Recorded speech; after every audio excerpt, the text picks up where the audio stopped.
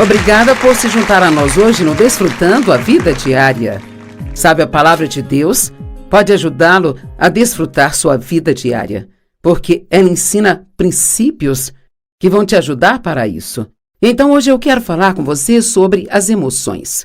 Chamo esta mensagem de sentimentos inconstantes porque as emoções são inconstantes e o que quero dizer é que elas estão sempre mudando e você nunca sabe exatamente quando elas vão mudar. Eu digo que às vezes elas aparecem quando você não quer, as erradas, e então, quando você quer que as boas emoções apareçam, elas desaparecem. E nem sabemos para onde foram. Você pode ir para a cama se sentindo de um jeito e acordar de outro, sabe? E você não tem ideia do porquê. Então, uma das coisas que tem sido extremamente útil na minha caminhada com Deus é aprender, e leva um bom tempo para isso, que os sentimentos nunca desaparecem. Às vezes oramos: Deus, me ajude a não me sentir assim, me ajude a não me sentir assado. E o que Ele quer que façamos é aprender a andar no Espírito e não pela carne. Isso significa que temos que reconhecer os sentimentos que são errados e deixá-los fazer o seu trabalho, mas também aprender a ir além deles. Temos que aprender a gerenciar nossas emoções em vez de deixá-las nos controlar. O último livro que escrevi sobre sentimentos se chama Vivendo Além de Seus Sentimentos. Mais do que tudo, quando as pessoas falam comigo, elas me contam como se sentem. E se você for escutar as pessoas que falam com você, eu sinto isso, eu não sinto aquilo, eu sinto, eu não sinto, eu sinto, eu não sinto. E então nós temos que aprender a comparar como nos sentimos com aquilo que a palavra de Deus diz. E se nossos sentimentos não concordam com a palavra de Deus, então basicamente temos que aprender a dizer: sabe, gostaria de não me sentir assim, mas eu me sinto. No entanto, os meus sentimentos estão mentindo para mim. E eu vou acreditar que a verdade é a palavra de Deus. Eu gosto de dizer que tem os fatos e depois tem a verdade. E na economia de Deus, a verdade é maior do que os fatos. O fato pode ser que eu me sinto ou não me sinto de um jeito, mas a verdade é que eu posso viver do outro lado desses sentimentos. Veja uma verdadeira revelação para você. Você pode fazer o que é certo, quer você sinta ou não.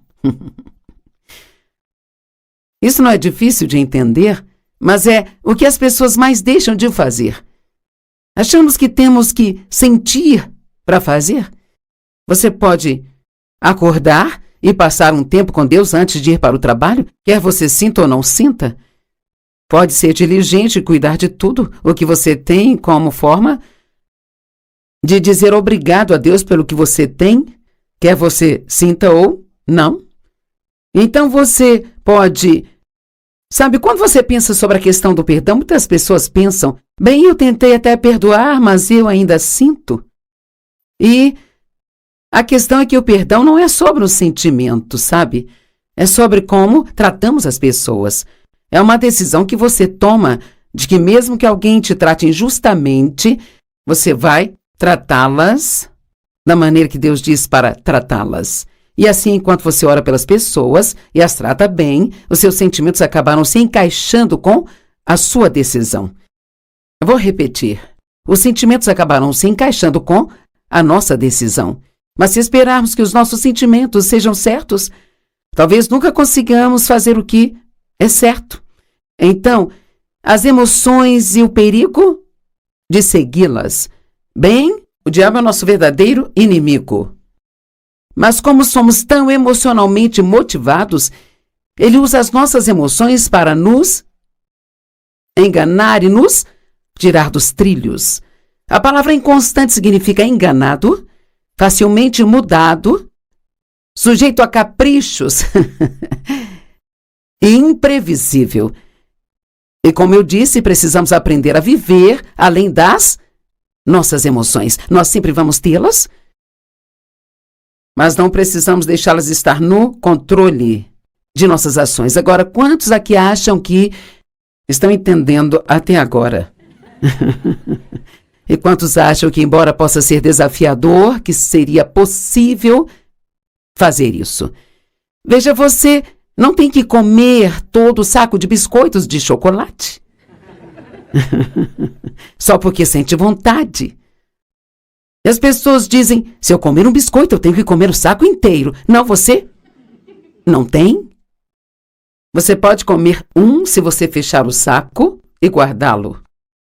Sabe, nós que cremos que temos autoridade sobre o mal e autoridade sobre o diabo, que é o nosso inimigo, às vezes queremos ter autoridade sobre o diabo, mas não temos autoridade sequer sobre uma pilha de pratos sujos ou um saco de biscoitos. E então, precisamos começar a ter autoridade sobre algumas das coisas básicas em nossas vidas, antes de tentar fazermos as coisas grandes.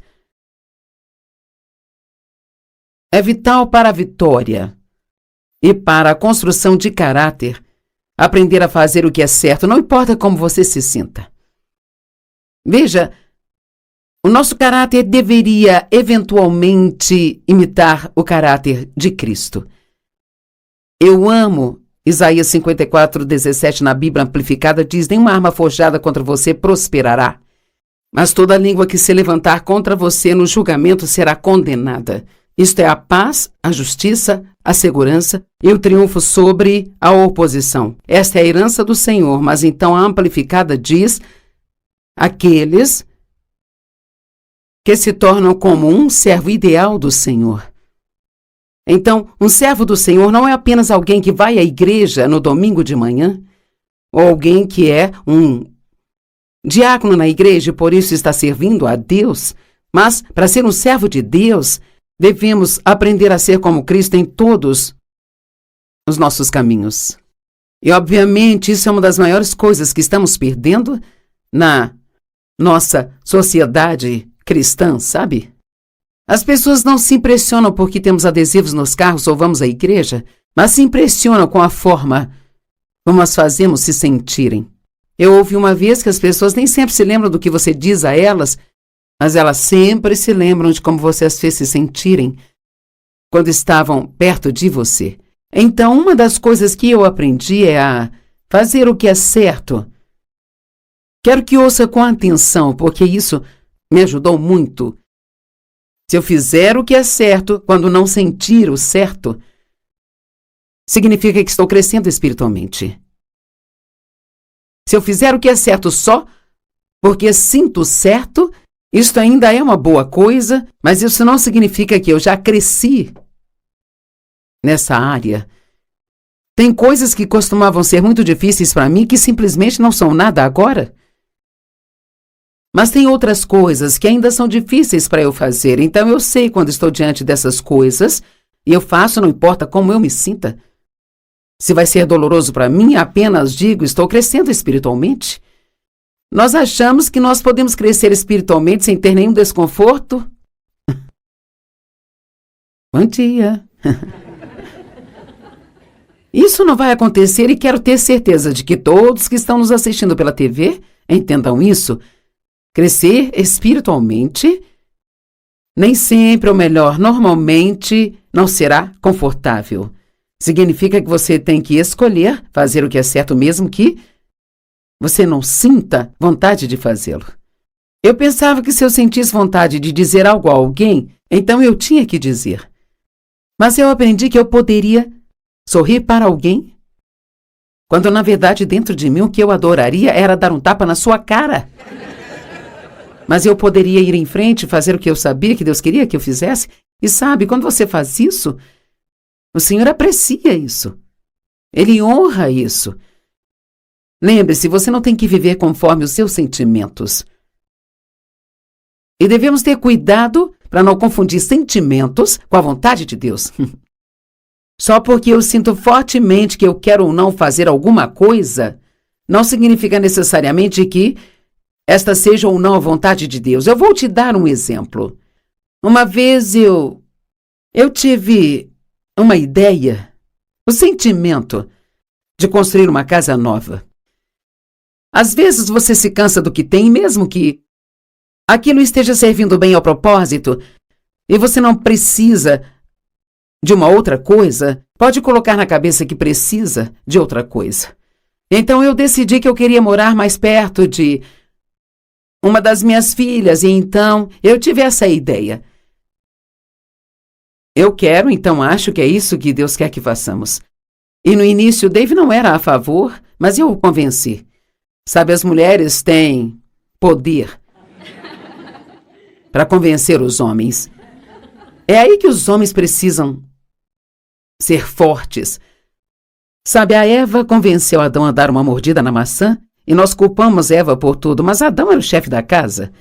Então, ele deveria ter sido um pouco mais firme, dito Deus nos disse para não comer isso, e não, nós não vamos comer.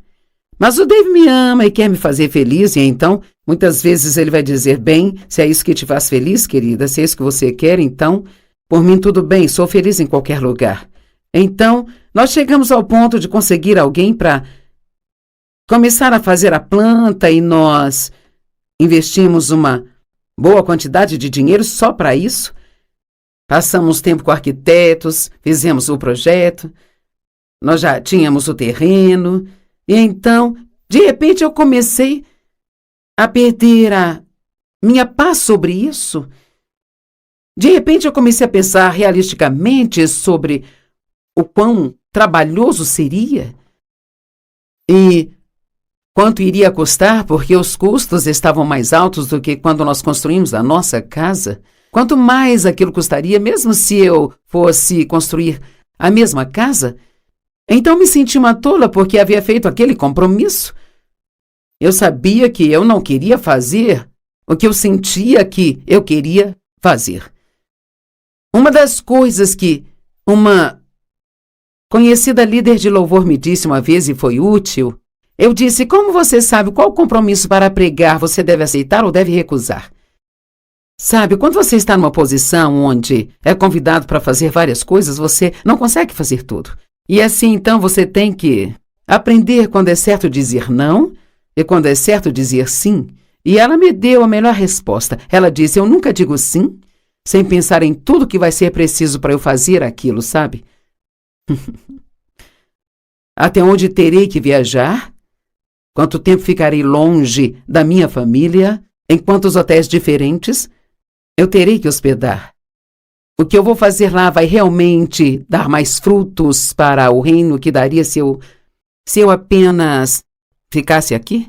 Veja, muitas vezes quando temos um capricho e queremos fazer algo, a coisa perigosa sobre as emoções é que as coisas novas sempre vêm com a emoção. Nós ficamos assim tão animados.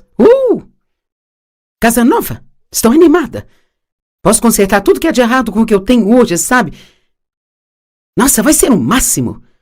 Mas então, na verdade, se você tirar tempo para pensar sobre o outro lado disso, sabe, só na mudança, tudo aquilo que você tem numa casa depois de viver nela por 13, 14 anos, isto é bem pesado para carregar. E eu realmente vou ser mais feliz nesta nova casa do que eu moro atualmente? É como comprar um carro novo. Você mantém o carro brilhante nos primeiros meses. De repente ele está cheio de latas de refrigerante e embalagens de fast food, assim como o outro estava. Então, e tem uma frase que eu realmente acho que é boa, sabe? Deixe as emoções diminuírem e depois decida. Tenha certeza de que quando estiver decidindo, que ela não seja tomada por uma emoção, mas que aquilo esteja sendo feito com sabedoria. Eu comecei a trabalhar em um livro sobre provérbios, e para mim sabedoria é fazer agora aquilo que vai te deixar feliz mais tarde na vida. Isso significa realmente o mesmo que andar no espírito, sabe? É como dizem em Hebreus 12, nenhuma disciplina no presente parece motivo de alegria, mas grave isso. No entanto, mais tarde,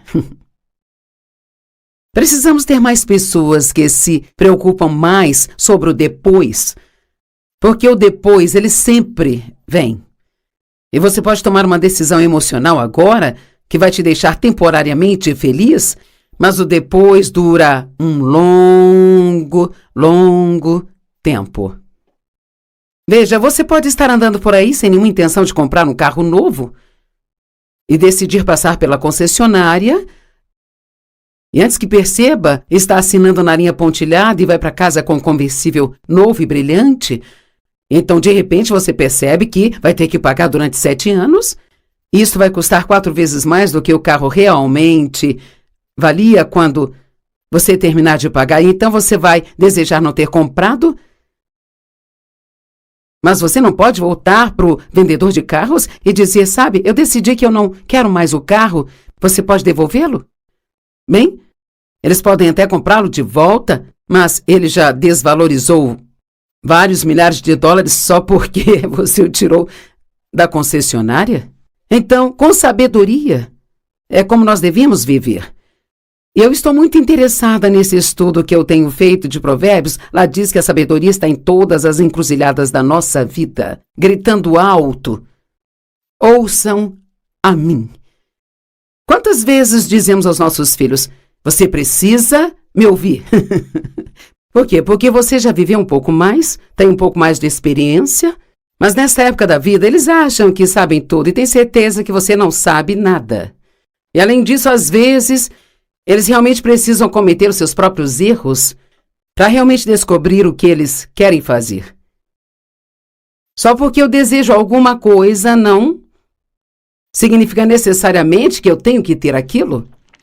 Sabe, alguém me escreveu e disse, a Bíblia diz que Deus concederá os desejos do nosso coração, mas eu sou viúva e eu queria casar novamente e Deus, Ele nunca me deu ninguém. E eu tive que dizer a ela, bem sabe, sim, Deus vai colocar desejos em nosso coração, mas se esses desejos são realmente desejos vindos de Deus, porque veja, nós podemos ter desejos carnais, mas se é realmente de Deus, então isso vai acontecer e não será algo pelo qual você terá que se esforçar e lutar e tentar fazer acontecer. Então eu disse a ela, você não tem que sair por aí procurando um homem, não tem que se assentar na igreja e, sabe, olhar em volta para quem é o homem certo e tentar se certificar de passar perto dele o tempo todo. Você só ora e deixa que Deus traga a pessoa certa para você, na hora certa. Então,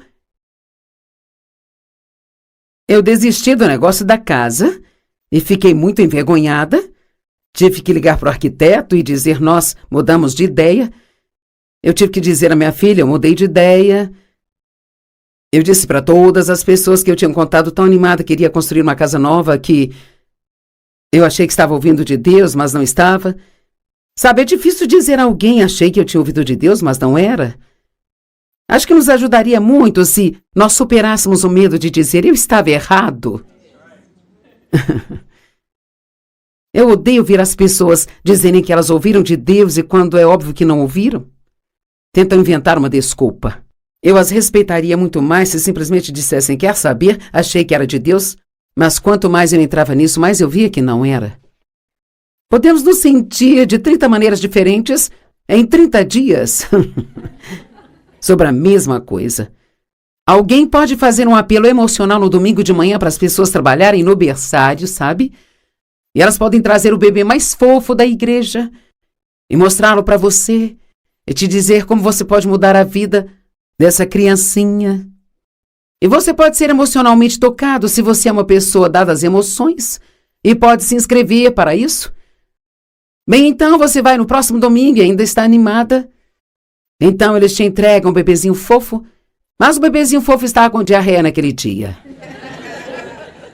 E para ajudar a mamãe, não colocou a fralda bem apertada e você tem um lindo bebezinho no colo e você estava usando seu vestido branco no culto daquele dia. Agora tenho certeza que no domingo seguinte você não vai sentir vontade de estar lá, de trabalhar no berçário. Eis o problema que temos hoje. Muitas pessoas deixam de comparecer. Isso é falta de integridade. Uma pessoa que realmente sabe o que a palavra de Deus diz, jure pela sua própria dor e não mude. Elas cumprem seus compromissos e elas aprendem, cumprindo esses compromissos, a não assumir compromissos tão rápido. Estão comigo? Estão me acompanhando? Eu não sei, talvez haja alguém escutando e você está prestes a desistir de um compromisso que fez por emoção e simplesmente não está mais com vontade de cumpri-lo? Bem, compromissos não têm que durar para sempre, mas antes de decidir desistir, você precisa se perguntar por quanto tempo eu me comprometi. E precisa fazê-lo do jeito certo. E se você descobriu que simplesmente não ouviu de Deus, então pelo menos tenha a coragem cristã de ir e dizer: quer saber? Eu fiz isso emocionalmente, eu não pensei direito, eu não estava realmente ouvindo de Deus. Você poderia me liberar disso? Nós simplesmente não comparecemos. Os sentimentos não são maus, nem são santos. Eles não são santificados.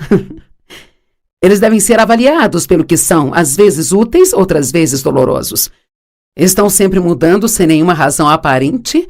Não é interessante? Você pode ir para a cama feliz e acordar sentindo vontade de bater na cara de alguém? Você pode ir para a cama querendo falar e acordar na manhã seguinte e se alguém disser alguma coisa, você fala: eu não quero conversa. O que acontece? Os sentimentos têm muito a ver com nossa saúde física. Como nos sentimos fisicamente, até mesmo como dormiu na noite anterior. Eu tenho um sonho recorrente que eu já tenho há muitos anos, onde estou tentando me preparar para uma das minhas reuniões e eu não consigo encontrar minha maquiagem, encontrar minhas roupas, encontrar o meu pente, nada funciona. Eu rasguei o meu vestido, então tenho que encontrar um vestido novo e o sonho é muito frustrante, sabe? E o louvor está tocando e eu mando alguém dizer: peça para cantar mais uma música enquanto eu estou chegando. Diga para tocar mais uma. E quando eu acordo, eu fico tão frustrada. Bem, eu tive esse sonho na semana passada e dizem que se você sonha recorrentemente é porque tem um problema não resolvido bem. Eu não sei o que é, talvez eu tenha muitos dos quais eu não estou ciente. Ficaria feliz se Deus me mostrasse, mas eu continuo tendo isso. E o meu personal, que é o meu treinador, ele disse que ele tem um sonho recorrente onde ele está trancado num quarto e não consegue sair. E ele disse a mesma coisa que eu sinto quando ele acorda. Ele se sente tão frustrado quando ele tem esse sonho. Bem, eu percebi outro dia que porque eu me senti frustrada quando eu acordei, a minha tendência foi ficar ranzinza, sabe? E não foi nada além do fato de eu realmente não ter tido uma noite de sono tranquilo. É por isso que temos que ter tanto cuidado ao fazer o que sentimos e seguir de acordo com as emoções, porque elas podem mudar por muitas razões diferentes. E é interessante às vezes parar e perguntar a Deus: por que eu me sinto desse jeito? E às vezes ele te diz: bem, você comeu muito doce na semana. E você diz: comer doce não me deixa mal-humorado. Sim, pode deixar, sim. Vamos lá. Não querer sentir não vai fazê-lo deixar de sentir, e querer sentir não vai fazê-lo sentir. Watchman Nee, que eu acho que foi um grande professor e escritor, ele disse que as emoções foram nomeadas o inimigo número 1 dos crentes. E eu acho que é verdade. As emoções podem se comportar melhor quando as circunstâncias são boas. Elas se atiçam durante períodos de espera e períodos de mudanças, especialmente se não foi você quem iniciou a mudança, sabe? E se alguém fizer uma mudança que te afeta e você não gostar da mudança, bem, as emoções vão agir. Elas mudam frequentemente durante a noite enquanto dormimos. Parecem intimamente ligadas em como nos sentimos fisicamente. É provável que nos sintamos deprimidos ou desencorajados e ficamos facilmente irritados se não nos sentimos bem fisicamente. Elas também estão ligadas à nossa vontade. Se não quisermos fazer algo, as nossas emoções ficarão do lado da nossa vontade. E dirão: eu concordo com você, eu não tenho vontade de fazer isso. E a sua mente vai dizer com elas: eu acho que isso não é uma boa ideia. E de repente nós estamos andando na carne, em vez de andar no espírito. Agora, acredite ou não, Deus vai realmente permitir que nós entremos em situações que não são nada mais do que testes para nós. No Salmo 7:9, na Bíblia Amplificada, diz: ó, que a maldade dos ímpios cheguem ao fim, mas estabeleça sem compromissos justos aqueles corretos em harmonia contigo. Pois tu, ó Deus, testas os corações e emoções e fortalezas de pensamentos, e tu és um Deus justo. Então, uma última escritura, Salmo 94, versos 12 e 13. Bem-aventurado, feliz, afortunado, invejado é o homem a quem tu disciplinas e instrui, ó Senhor, e ensina a sua lei, para que você possa dar a ele poder, para que ele possa se manter calmo nos dias de adversidade, até o inevitável poço que é cavado para os ímpios. Então, Deus, ele nos disciplina e nós entramos em situações que causam surtos emocionais até aprendermos a manter a calma nessas situações ou a gerenciar as nossas emoções em vez de deixá-las nos dominar. Amém?